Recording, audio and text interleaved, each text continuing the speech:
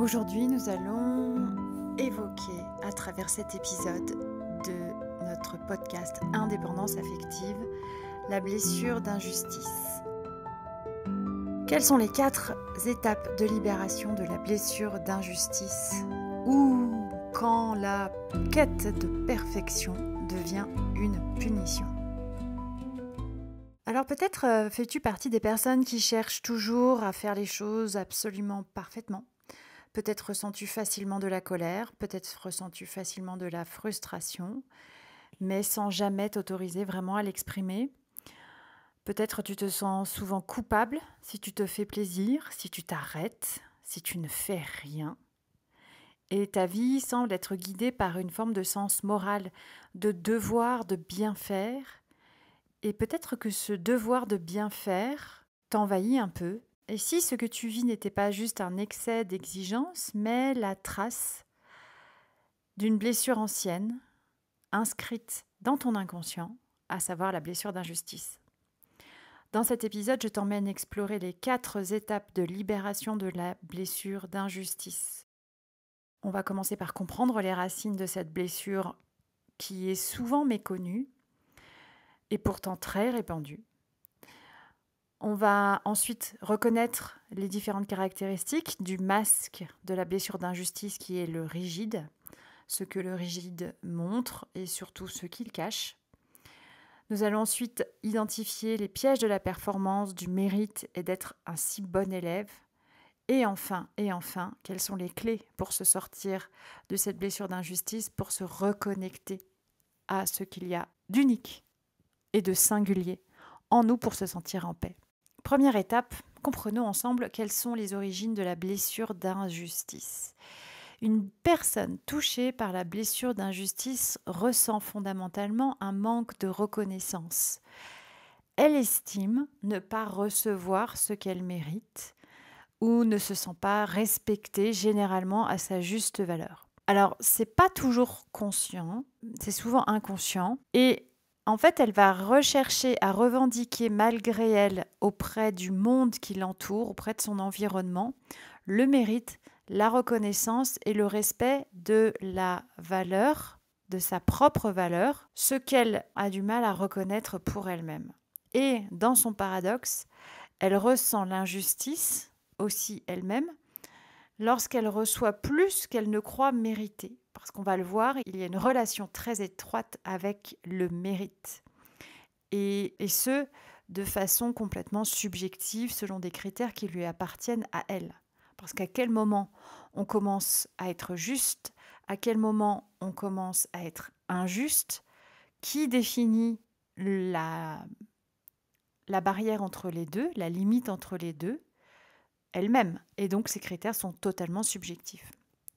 Donc cette blessure d'injustice, elle apparaît un peu plus tard que les autres, donc entre 4 et 6 ans, lorsque l'enfant commence à se construire en tant qu'individu, indépendamment de ses parents, avec ses propres désirs, ses propres émotions et ses propres besoins. C'est-à-dire qu'il commence à se reconnaître lui-même. Seulement, il se trouve que dans sa construction et dans son équilibre, afin de se reconnaître lui-même, il a besoin d'être reconnu de la part des autres et il a besoin de ressentir sa valeur de la part des autres et notamment de ses référents principaux que sont ses parents. Et ici, dans la blessure d'injustice, notamment avec le parent du même sexe. C'est-à-dire que l'enfant, entre 4 et 6 ans, dans son besoin de construction de sa propre identité, de sa reconnaissance de lui-même, va aller rechercher auprès du parent du même sexe l'expression de la chaleur humaine, l'expression des émotions, l'expression de sa différence, l'expression de sa singularité. Et ce qu'elle va trouver auprès du parent du même sexe, c'est quelqu'un qui ne sait pas réaliser cela pour lui-même. Et donc, le parent va généralement se montrer plutôt froid, plutôt distant, plutôt exigeant, plutôt autoritaire, voire assez contrôlant, avec un sens du devoir et du respect des règles très strictes et assez haut. Et bien sûr, ce parent ne sait pas ou n'exprime pas, en tout cas vis-à-vis de son enfant, sa propre sensibilité et sa propre singularité. L'enfant va donc souffrir de l'incapacité de son parent à ressentir et exprimer sa propre différence. Et donc, il va, par extension, par déduction, par mimétisme, parce qu'il pense, il croit que pour être aimé, il faut adopter par mimétisme les comportements de nos référents, de ses référents principaux, alors il va plutôt réprimer sa différence, réprimer ses émotions pour ressembler à son parent du même sexe et ainsi se croire être estimé et valorisé de lui. L'enfant intègre que son modèle de référence lui accordera de la reconnaissance et de la valeur s'il se montre parfait, s'il agit bien, s'il fait bien, s'il correspond à son devoir, s'il répond aux règles, s'il rentre dans les cases, s'il répond fondamentalement à ce qu'on attend de lui de façon stricte et droite. Comme l'enfant est assez peu connecté avec ce qui le rend différent, puisqu'il a appris à respecter des règles, il a appris à respecter un cadre, il a appris à correspondre à des codes sociaux, sociétaux et éducationnels, il va entretenir une relation qu'il va caractériser plutôt de superficielle avec ses parents, parce que ses parents aussi adoptent ou répondent au même code que lui-même a adopté. Et donc, il va avoir des difficultés à rentrer en relation sincère et profonde avec son ou ses parents et à exprimer et ressentir sa propre singularité, sachant que eux-mêmes ont du mal aussi à se dépatouiller au milieu de leur propre singularité, au milieu de leurs propres émotions. Et c'est comme si c'était un langage qu'ils n'avaient pas appris et qu'ils n'avaient donc pas pu enseigner à leur enfant. Et finalement, par déduction, c'est comme si la différence et la singularité de quelqu'un devenaient une imperfection. Et donc la personne va chercher, aspirer, coûte que coûte, à être parfaite, à répondre à ses codes, à répondre à ses règles et à vraiment se nourrir en fait de ce cadre qui va devenir bientôt une forme de rigidité. Alors justement, lorsqu'une personne souffre de la blessure d'injustice, on dit qu'elle porte le masque de la rigidité, le masque du rigide. Et donc c'est une personne qui va devenir performante, droite, structurée, organisée, polie et absolument parfaite en apparence. C'est vraiment quelqu'un qu'on pourrait juger d'assez parfaite et jamais rien ne dépasse en fait. Que ce soit au niveau émotionnel ou que ce soit au niveau de l'apparence physique. J'y reviens juste après sur l'apparence physique. Donc, elle croit fondamentalement au fond d'elle-même qu'elle vaut quelque chose si elle mérite. C'est-à-dire qu'elle a associé stricto sensu le faire et la valeur. Elle ne vaut rien si elle ne fait rien. Elle ne vaut rien si elle ne mérite pas ce qu'elle obtient. Et donc, elle va se couper de ses ressentis, de ses émotions et ne se permettra pas, ô combien non jamais, de montrer sa sensibilité en croyant ainsi éviter la douleur. Et en croyant éviter la douleur, en se coupant de sa sensibilité, évidemment, elle a installé un contrôle total sur ses émotions, ses ressentis. Et donc ce contrôle, elle l'exerce aussi sur son environnement, afin que tout soit droit, juste, parfait, selon les règles, qu'évidemment il n'y ait jamais d'injustice. Mais tout ça, cette droiture, cette justesse, cette perfection, elle s'exprime selon ses critères à elle. Et donc la personne rigide va s'imposer à elle-même ainsi qu'à son environnement un très haut niveau d'exigence pour que tout soit parfait. Alors, définissez-moi la perfection. Je vous mets au défi de me définir la perfection. Et elle va déployer des trésors d'intelligence pour trouver des solutions à tout. Parce que dans son sens de la justice, elle a un très haut sens du devoir, parce qu'il faut bien faire et parce qu'elle va obtenir la reconnaissance qu'elle recherche tant à l'extérieur, auprès des autres, auprès du monde. Et si possible, si cela est difficile, compliqué et que cela lui demande en fait de stimuler son niveau d'exigence, Cela la rendra donc encore plus méritante et donc cela sera donc plus juste d'obtenir cette reconnaissance qu'elle attend. Mais si possible, si elle peut se faire mal, entre guillemets, pour obtenir cette reconnaissance, alors ça sera juste. Obtenir quelque chose facilement, pour elle, c'est presque impensable, c'est presque pas dans sa façon de concevoir la vie. Quelque chose qui est obtenu gratuitement, quelque chose qui est obtenu facilement, c'est louche, c'est presque sujet à scepticisme. Et donc évidemment, elle n'a pas le droit de se plaindre, parce que ce ne serait pas juste pour ceux qui sont vraiment dans la misère, n'est-ce pas? Même si elle est au bout de sa vie, même si elle est au bout du burn-out, même si elle est en surmenage complet, elle n'a pas le droit de se plaindre, elle ne s'autorise pas à se plaindre en tout cas, parce que ce ne serait pas juste. Donc elle va avoir du mal et des difficultés à éprouver de l'empathie pour des personnes qui se plaignent et qui sont potentiellement vraiment dans la difficulté. Donc voilà. Elle se doit d'être irréprochable, puisque tout doit être parfait aux yeux des autres, donc à ses yeux, mais aux yeux des autres. Et la conséquence de ça, et c'est un des problèmes, c'est qu'elle va être guidée par le jugement. Le jugement de l'autre. Et le jugement très dur, très rigide, très strict qu'elle va s'imposer à elle-même et à son environnement. Est-ce qu'on va penser du bien d'elle? Et est-ce qu'elle fait bien? Est-ce qu'elle mérite suffisamment, assez, ce qu'elle va obtenir potentiellement si elle fait tout ça? Et donc évidemment, s'octroyer du plaisir, s'arrêter, obtenir quelque chose sans effort, c'est absolument inconcevable. Ou comme elle ne fait jamais assez bien dans sa quête infinie de perfection, elle ne s'arrête jamais et ne s'accorde que très peu, voire aucun plaisir et aucun répit. Donc c'est ça, si je reçois sans effort, c'est injuste. Donc il y a aussi un problème avec le sens du recevoir. On se doit d'être digne dans ce qu'on reçoit. Dans son langage lexical, dans sa façon de parler, dans les mots qu'elle va utiliser, on va effectivement retrouver le champ lexical de la justice, du devoir, des règles, de la loi aussi.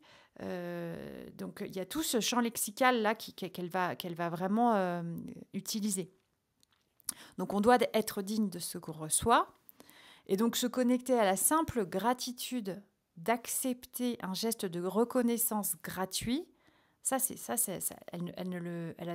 a beaucoup de mal à le réaliser, à le concevoir, à l'accepter.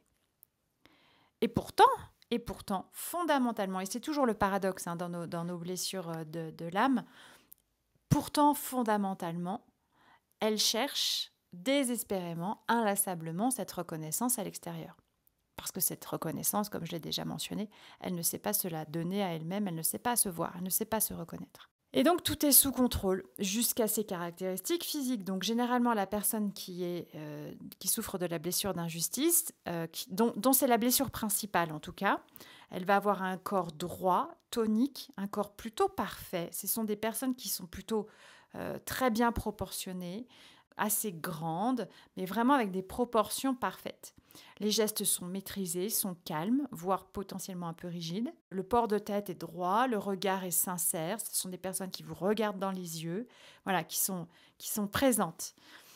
Et comme le rigide est déconnecté de ses émotions parce qu'il ne s'autorise pas à les ressentir, parce qu'il s'est coupé de ses émotions, le corps, lui, va prendre en charge toutes les émotions et va s'exprimer à travers des tensions permanentes. Le corps aura des difficultés à se relâcher, donc on va avoir un corps tonique et tendu. On va avoir du mal à lâcher prise et le corps va être en alerte sur tout ce qui doit être juste et parfait, émanant de la personne. Ou ce qu'il pourrait avoir dans son devoir de bien faire, ce qu'il pourrait avoir à rectifier dans son environnement. C'est quelqu'un d'absolument inarrêtable, toujours dans l'action, animé par cette quête de faire son devoir perpétuellement et inlassablement. Et donc, c'est ce que je disais un peu plus haut. On a vu jusqu'à maintenant l'origine de la blessure dans l'enfance par rapport à son parent du même sexe. Là, on a vu les caractéristiques du masque du rigide Donc c'est voilà, la description finalement du comportement du masque du rigide. Quelles sont les croyances qui vont guider ces comportements, qui vont générer ces comportements? Et donc, comme je le disais, dans sa croyance, le rigide est déconnecté de son être. On verra un petit peu plus tard que derrière la blessure d'injustice, il y a la blessure de rejet. Et dans la blessure de rejet, on est dans l'inconscience de notre capacité à exister et à avoir une forme d'autorisation d'exister. Et donc, évidemment, ça ressort dans la blessure d'injustice. C'est-à-dire que le rigide croit qu'il doit faire pour avoir une valeur. Et donc, il va jauger, juger en permanence ce qu'il fait, si c'est bien ou si c'est mal, croyant que cela va définir qui il est. Et donc, croyant qu'il va être apprécié pour ce qu'il fait et non pour ce qu'il est. Et résultat, il va lui revendiquer et potentiellement en vouloir à ceux qu'il croit qu'ils ne le reconnaissent pas pour ce qu'il est, alors que lui-même ne se reconnaît pas pour ce qu'il est. Et savoir ce qu'il est supposerait en fait de revenir à soi, de revenir dans son corps, de revenir dans ses ressentis et dans ses émotions, ce dont il est fondamentalement, presque intrinsèquement coupé.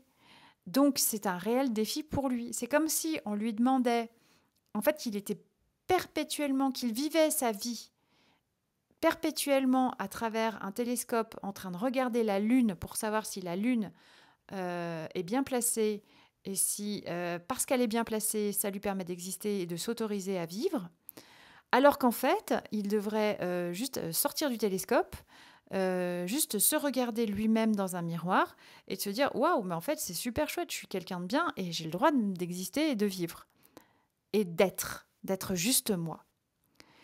Et donc, dans sa quête de bien faire pour pouvoir avoir une valeur, il va évidemment chercher à toujours faire mieux, faire mieux, faire mieux, faire mieux. Donc, il est perfectionniste, il est performant, tant il excelle dans sa capacité à trouver des solutions pour bien faire. Donc, finalement, il va être absolument, résolument optimiste, car il va toujours trouver une solution, puisque c'est son devoir de bien faire et de solutionner les choses. Et ça, c'est ce qu'il croit. Il croit que c'est son devoir. Il croit qu'il doit bien faire absolument pour avoir une certaine valeur et être reconnu. À aucun moment, c'est comme s'il était complètement déconnecté de ce qu'il est, puisqu'il croit devoir faire encore et encore. Et évidemment, cette reconnaissance, il ne va l'accepter que s'il a beaucoup travaillé, beaucoup donné, et peut-être même un peu souffert, c'est encore mieux. Donc il a très peur de se tromper, il a très peur de mal faire, et son sens du mérite est la seule vraie justice. Et c'est là où ça peut être très difficile aussi en tant qu'enfant, quand on a des parents qui souffrent de la blessure d'injustice, parce que ça va être des personnes qui ne vont jamais reconnaître ce qui est bien. Ah bah t'as ramené un 12, non mais c'est pas bien, il fallait nous ramener un 18. Ou t'as ramené un 16, t'as 16 de moyenne, ah bah non mais ça suffit pas, il te fallait 20. Et c'est des personnes qui ne vont jamais reconnaître que c'est bien en fait, que c'est juste bien, que tu es quelqu'un de bien indépendamment de ce que tu fais. Et ça peut être très très souffrant en tant qu'enfant d'avoir des parents qui sont dans cet état d'esprit-là. Et comme je disais, dans sa croyance, recevoir facilement et simplement, c'est pas normal. Si t'as pas travaillé pour avoir ta bonne note, c'est qu'en fait, t'as ramené un 16, mais en fait, t'aurais pu ramener un 22, quoi. Parce qu'en fait, c'est jamais assez. C'est jamais, jamais, jamais assez. Et ça, c'est très, très difficile. Parce que du coup, le rigide est quelqu'un de très exigeant avec lui-même, mais il l'est aussi fondamentalement énormément avec les autres. Et par extension. Et ça, c'est injuste. C'est injuste pour lui-même, mais c'est surtout injuste pour les autres. Et il n'a aucune espèce d'idée dans sa croyance, parce qu'il croit toujours bien faire, évidemment. Il croit que c'est pour le bien de l'autre d'être aussi exigeant. Il n'a aucune idée à quel point il est injuste avec autrui. Et d'ailleurs, le reconnaître serait pour lui une nouvelle souffrance, parce que lui subisse l'injustice, c'est son lot quotidien et c'est évidemment ce qu'il croit traverser encore et encore toute la vie, mais qu'il se montre lui-même injuste, impossible. Impossible de le reconnaître. Et c'est pour ça que c'est l'une des blessures dont il est le plus difficile de sortir, parce que réaliser qu'on est injuste avec les autres nous-mêmes alors qu'on a l'impression de subir l'injustice du matin jusqu'au soir, c'est extrêmement souffrant. Et c'est justement activer le couteau dans la plaie de façon puissance 10. Mais pour autant, et j'en reviendrai après, c'est aussi le point de sortie de la blessure. Donc, dans sa grande injustice et sa grande exigence avec lui-même, évidemment, donc la personne avec laquelle il est le plus injuste, c'est lui-même. Donc, il va se juger en permanence et de façon très, très, très sévère, et le faire par extension, entre parenthèses, avec les personnes qu'il aime le plus aussi. Et il va quasiment aller jusqu'à ressentir de la honte ou de la culpabilité, surtout de la culpabilité à se faire plaisir. Et s'il s'octroyait toutefois peut-être un peu de plaisir ou un peu de répit, ça va être l'objet de grandes justifications pour limite se justifier auprès de lui-même qu'il mérite ce plaisir ou ce petit répit qu'il s'octroie. Et dans le cadre du jugement, puisque le jugement est son guide, en fait, c'est comme si l'autre était la référence. C'est-à-dire que lui-même, dans ce qui doit être fait, celui ou celle qui va juger du bien fondé, c'est pas lui-même, c'est l'autre. Comme si justement il était déconnecté de sa propre capacité à jauger par lui-même, comme il a tellement peur de se tromper. C'est toujours l'autre qui va être sa référence par rapport à ce qui doit être bien fait ou pas bien fait. Et donc, par nature, par extension, il va être évidemment extrêmement sujet au jugement, puisque le jugement est son guide. Et donc après, avec ses croyances, finalement, la conséquence au niveau émotionnel, c'est qu'il a évidemment un grand problème face à toute situation d'injustice qu'il va percevoir, parce que M. Dupont pourrait ressentir une très très grande injustice face à une situation lambda, alors que Madame Durand, face à la même situation lambda, ne va absolument pas ressentir de l'injustice. Donc l'injustice, elle est toujours subjective et elle est toujours perçue par la personne. Mais lorsqu'elle se trouve face à une grande situation d'injustice, elle va ressentir une immense colère. Et souvent, cette colère, elle va être contre elle-même, parce que il va s'en vouloir ou elle va s'en vouloir de ne pas avoir fait son devoir, de ne pas avoir fait assez bien, de ne pas avoir été assez juste, de ne pas avoir vu juste. Et en fait, il va se trouver vraiment démuni et donc ressentir une grande colère face à cette impuissance que lui fait ressentir cette situation d'injustice. Et donc, il ressent également cette impression d'être mal aimé, de ne pas être reconnu, de ne pas être compris. Et c'est justement cette quête perpétuelle d'être aimé, reconnu et compris qui va aller motiver cette quête de performance et de perfection. C'est-à-dire que dans lui, son langage, pour être aimé, reconnu et compris, ça va être d'être performant et parfait. Et donc dans le faire. Et donc d'être dans une forme de... C'est comme si, pour lui, être authentique, c'est être parfait. Et c'est là où il y a une confusion totale, parce qu'il n'est pas du tout connecté à qui il est. Et donc sa plus grande peur est la froideur que les autres pourraient lui faire ressentir, que les autres pourraient lui témoigner, alors qu'il ne réalise pas à quel point il l'est lui-même. Comme il est coupé de ses ressentis, bien que ce soit tout à fait une personne absolument sensible, hein, ça n'empêche pas, mais il est coupé de ce que son corps va lui témoigner comme émotion, de ce que son corps va lui renvoyer comme émotion face à quelqu'un. Et donc, il va avoir des difficultés à exprimer ses sentiments. Il va avoir des difficultés à exprimer, à témoigner de l'affection, à témoigner ses émotions, témoigner des sentiments. Et donc, il va lui-même être froid et distant et rigide dans son attitude. Et c'est pourtant ce qui lui fait le plus peur. La chaleur des sentiments, le manque de chaleur des sentiments et des ressentis, c'est ce qui a généré chez lui cette blessure. Parce qu'il ne s'est pas senti autorisé à simplement être ce qu'il est. Puisqu'il s'est senti, à partir du moment où il n'a pas ressenti la chaleur des sentiments et des ressentis du parent du même sexe, en gros, en quelque sorte, qu'il a ressenti que son parent du même sexe était froid et distant, eh bien, il a interprété qu'il devait faire pour pouvoir être. Ce qui est l'inverse, en fait, puisque pour pouvoir faire à partir de qui on est, il faut d'abord savoir être. Mais savoir qui on est, c'est s'exposer à sa sensibilité. Et donc, ça serait se montrer vulnérable. Mais se montrer vulnérable, c'est pas possible.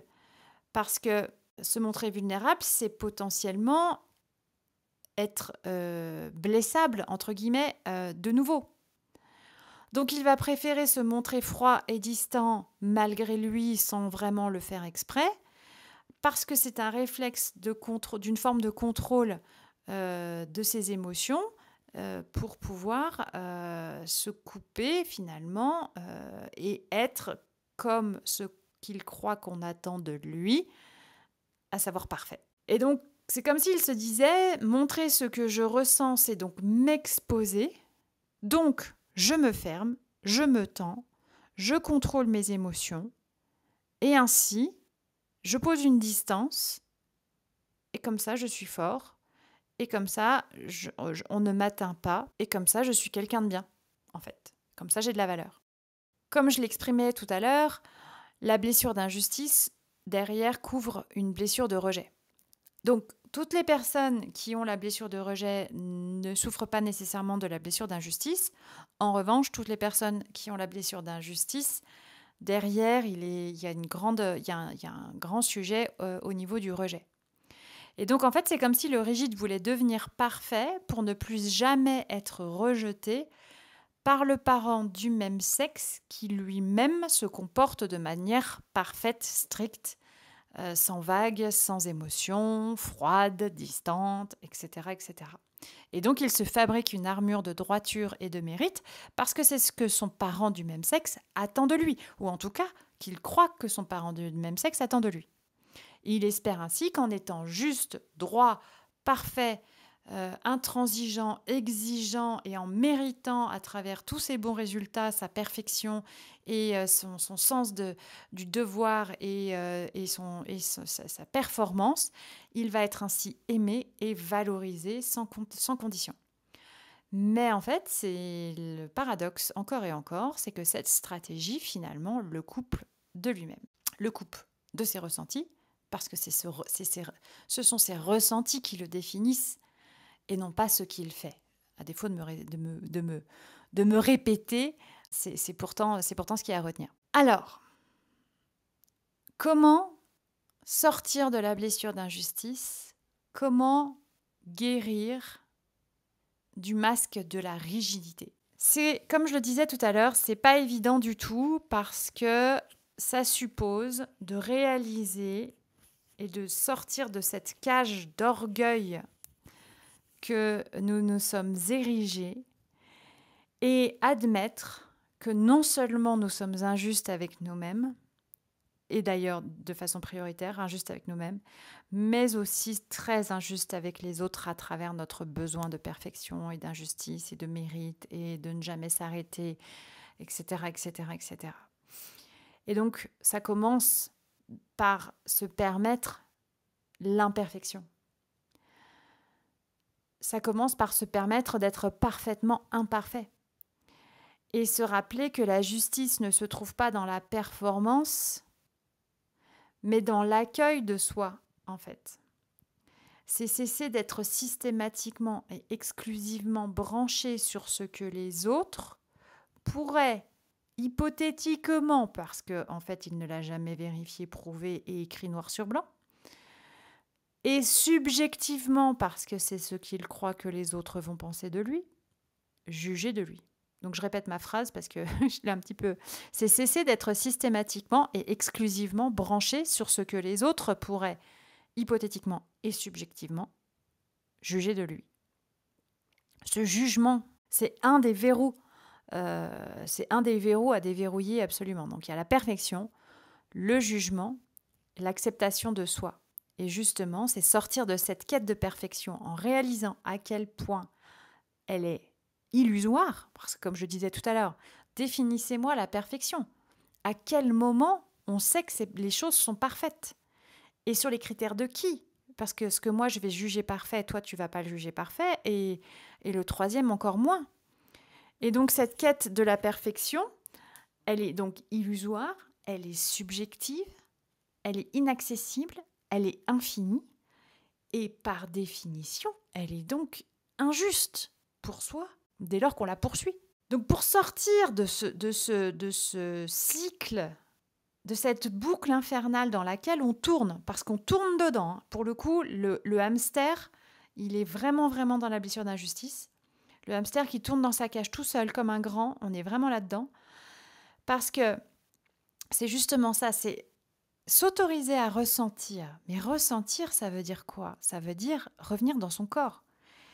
Si je te dis, pense à tes pieds, tu vas imaginer tes pieds probablement, voir une image de tes pieds, tu vas regarder tes doigts de pied dans ta tête et voilà. Là tu penses dans ta tête et tu voilà, t'es dans ta tête, tu vois ce que je veux dire. Tu penses à tes pieds.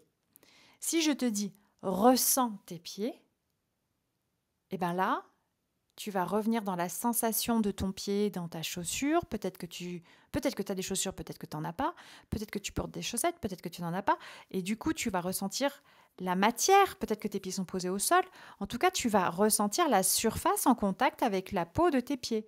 Peut-être que ton pied te fait mal pour X ou Y raison. Peut-être qu'il est trop serré dans ta chaussure. Peut-être qu'il est complètement à l'aise. Bref, là, tu reviens dans ton corps quand tu ressens tes pieds. Eh bien, en fait, c'est sortir, c'est arrêter de passer tout ce temps à ruminer dans sa tête et sans cesse se rappeler de revenir dans son corps. Et ce petit exercice-là, je pense à mes pieds, je ressens mes pieds, je pense à mes mains, je ressens mes mains, je pense à mon ventre, je ressens mon ventre. Et en fait, ce petit exercice de va-et-vient qui, en fait, fondamentalement, change toute notre perception de notre réalité. Parce que quand tu penses quand tu penses avec ta tête à tes mains ou à tes pieds, tu inventes une histoire. Alors que quand tu la ressens, là, tu es dans le réel, tu es dans le vrai de ton corps. Et donc, mais ça change tout. Ça change tout, toute notre conception de notre vie. Et évidemment, si je m'autorise à ressentir sans être dans le jugement, parce qu'en fait, si je ressens ma chaussette avec mon pied, Dupont, qui est pieds nus, il va pas me dire comment moi je ressens ma chaussette, parce qu'il est pieds nus. Donc en fait, il va pas venir m'enquiquiner à savoir si je ressens bien ma chaussette. Ma chaussette, elle est parfaitement... ou pas d'ailleurs, mais il n'y a que moi qui ressens ma chaussette. Et ça me concerne moi. Et donc la réalité, elle est factuelle dans ces cas-là. Elle n'est pas dans ce que je crois que peut-être Dupont, qui lui est nu-pied, va se dire de comment moi je ressens ma chaussette. Parce que dans l'injustice, dans ce qui se passe dans notre tête, on en est là. Alors c'est une image, mais reconnaissez qu'on en est là. Donc ça, c'est vraiment hyper, hyper important, c'est sortir de sa tête et revenir dans le corps pour revenir à ce qui se passe vraiment en fait. Et ce qui se passe vraiment, c'est parfait, puisque c'est ce qui se passe. Et il n'y a aucune espèce de bonne raison pour laquelle on voudrait que les choses se passent autrement. Si j'ai des chaussettes autour de mes pieds et que je ressens mes chaussettes, je ne vois pas pourquoi je me prendrais la tête à vouloir ressentir le sable alors que j'ai des chaussettes autour de mes pieds. Je ne vois pas pourquoi. Mais en fait, dans la blessure d'injustice, c'est ce qui se passe en fait. On va passer un temps de dingue à vouloir que nos pieds soient dans le sable, à vouloir ressentir le sable alors que nos pieds sont dans des chaussettes. mon exemple est très, très, très terre à terre, mais j'espère qu'il sera au moins clair pour ceux qui l'écouteront. Ensuite, c'est accepter de recevoir, même sans avoir mérité. Sortir de cette notion de mérite. Parce que là, c'est pareil, c'est corréler l'avoir, le faire avec notre valeur. Et c'est complètement biaisé. Parce que par défaut, c'est faux. Donc, c'est accepter de recevoir et aussi accepter, apprendre à se faire plaisir en arrêtant de culpabiliser. Donc là aussi, c'est revenir dans le corps. C'est-à-dire que, à un moment donné, si je m'accorde du plaisir, si je me fais plaisir, de quelque manière que ce soit, ça peut être quelque chose de très simple. Si j'arrête d'être dans le devoir, de devoir bien faire tout le temps, tout le temps, tout le temps, et que je me fais juste plaisir, ne serait-ce que 5 minutes, là, je reviens dans mon ressenti et je sors de ma tête. Je sors de ce que je pense, que je crois que les autres vont pouvoir penser de moi, de ce qu'il faut que je fasse, de ce que je dois faire, de ce qui est juste de faire, etc., etc. Sachant que ce je dois, ce il faut, ce qui est juste d'être fait ou quoi, c'est défini par autrui. Et en fait, il y a un moment donné, il faut se redéfinir nous-mêmes à travers ce que nous sommes et non pas à travers ce que nous faisons. Donc c'est ça, c'est reconnaître sa propre valeur indépendamment de ce que l'on fait et indépendamment de cette notion de justesse et de cette justice en fait. C'est pas parce que je suis juste, parce qu'en fait personne ne sait quand est-ce que la justice commence et quand est-ce que la justice s'arrête. Parce que même les lois qui sont écrites par des hommes, à partir du moment où il y a une intervention humaine, rien n'est juste parce que, enfin, il y a un moment donné, les choses sont tranchées. Mais il y a plein de choses qui sont justes pour un tel et qui ne sont pas justes pour l'autre, dans tous les domaines de vie. Et donc, c'est pas parce que je m'impose un niveau d'exigence, de perfection et de justesse que je serai davantage aimée et valorisée. Au contraire, parce que quand je m'acharne à être juste et parfait, je ne suis pas moi-même. Je suis fausse. Je fais semblant. Alors, je ne sais pas que je fais semblant parce que c'est comme ça que je suis câblée, mais je ne fais pas les choses bien. C'est pas vrai parce que je ne fais pas les choses bien pour moi, puisque je fais les choses bien pour l'autre avec un grand A. Et c'est comme si, en fait, on attendait perpétuellement que ce soit l'autre qui définit ce qui est bon et ce qui est bien pour moi, que ce soit l'autre qui me justifie de ma propre valeur, de mon mérite, et que moi, je ne savais pas reconnaître pour moi-même ma valeur et mon mérite. Et c'est là où il faut remettre, entre guillemets, l'église au milieu du village, à savoir que l'autre avec un grand A ne saura jamais, jamais, jamais mieux que nous-mêmes ce qui est juste et bon pour nous. C'est pas vrai, c'est pas possible. Il ne le sait pas. Jamais. Et donc, c'est se rappeler que nous sommes parfaitement imparfaits, à défaut de me répéter, mais je pense que c'est vraiment important. C'est se rappeler aussi que notre valeur, elle est infinie. Alors, je vous renverrai sur mon émission sur l'enfant intérieur où justement je parle de notre valeur. Et donc, cette valeur, elle est non pas corrélée, et ça, c'est hyper important en fait. Ma valeur n'est pas corrélée à ce que je dois faire, mais elle est corrélée à mon expression de ce qui fait de moi quelqu'un d'unique. Plus je sais et plus facilement je sais exprimer ce qui fait de moi quelqu'un d'unique, plus j'ai de la valeur aux yeux d'autrui finalement. Et plus j'ai de la valeur à mes yeux surtout, parce que ce n'est plus l'autre qui définit les règles de ma vie et de ce qui est important pour moi, c'est moi. Et la valeur est corrélée et proportionnelle à la conscience et l'expression de ce qui fait de nous des êtres uniques et authentiques et singuliers. Et en fait, là, il y a une confusion, c'est très très important aussi. Alors, je pense que le rigide va me dire oui, mais non, c'est pas vrai. Je ne cherche pas à être conforme. C'est faux, c'est faux. Tu cherches à être conforme du matin jusqu'au soir, et tu confonds l'authenticité avec la conformité. Et c'est ça qui est dingue, c'est que tu crois que tu vas être reconnu en étant juste et parfait selon les critères d'autrui, et donc ça, c'est de la conformité, hein, pardonne-moi, et tu crois que ça, c'est être authentique. Alors qu'en fait, quand tu fais ça, tu es profondément injuste avec toi-même, parce que tu te distances, tu émets fondamentalement, parce que tu es coupé de tes émotions, tu es coupé de qui tu es, et tu te distances perpétuellement et systématiquement de ce que tu es profondément et intrinsèquement, dans tes qualités innées, dans ce qui fait ta différence, dans tes besoins, dans tes ressentis, dans tes émotions, qui font de toi un être vivant, un être chaleureux justement, et fondamentalement digne d'amour. Mais tu es digne d'amour parce que tu respires, parce que tu existes, parce que tu es, parce que tu vis.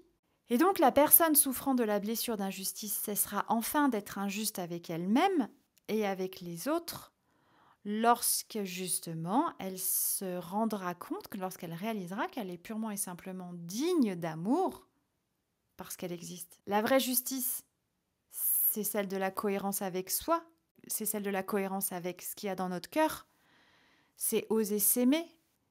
Et c'est oser s'aimer surtout quand on ne rentre pas dans toutes les cases. Parce que, en réalité, c'est impossible de rentrer dans toutes les cases. Pour conclure, et c'est l'idée que je vous invite à méditer quelque part, et si la plus grande injustice dans cette blessure, c'était celle que tu t'infliges en te punissant d'être simplement toi. Je te remercie pour ton écoute. Je te remercie pour ta présence et pour ta fidélité. N'hésite pas à liker et à partager ce podcast si tu as aimé. Si tu veux faire partie finalement de l'aventure du démarrage de cette chaîne, du démarrage de ce podcast, on n'en est encore qu'au début. Grâce à votre fidélité, le podcast prend de l'ampleur, tout doucement mais tranquillement, chaque jour. Et si tu as envie, si ça te tient à cœur autant qu'à moi, si ce contenu te plaît, alors n'hésite pas à liker et à partager. Je te remercie et toutes les personnes qui vont découvrir ce contenu te remercieront aussi. Et n'oublie pas que tu es la personne la plus importante de ta vie. Si tu as aimé aussi ce podcast, sache qu'il y a les autres podcasts qui sont sur les différentes blessures et qui sont elles-mêmes tirées de mon expertise et de mon expérience terrain en cabinet en tant que thérapeute, que tu pourras retrouver dans mon livre En vie, les différentes blessures, ainsi que des méditations guidées et des exercices pour rencontrer et guérir ton enfant intérieur et mieux te connaître et aller vers plus de souveraineté et enfin être cette personne la plus importante de ta vie que tu mérites d'être. À très vite, prends soin de toi et à bientôt.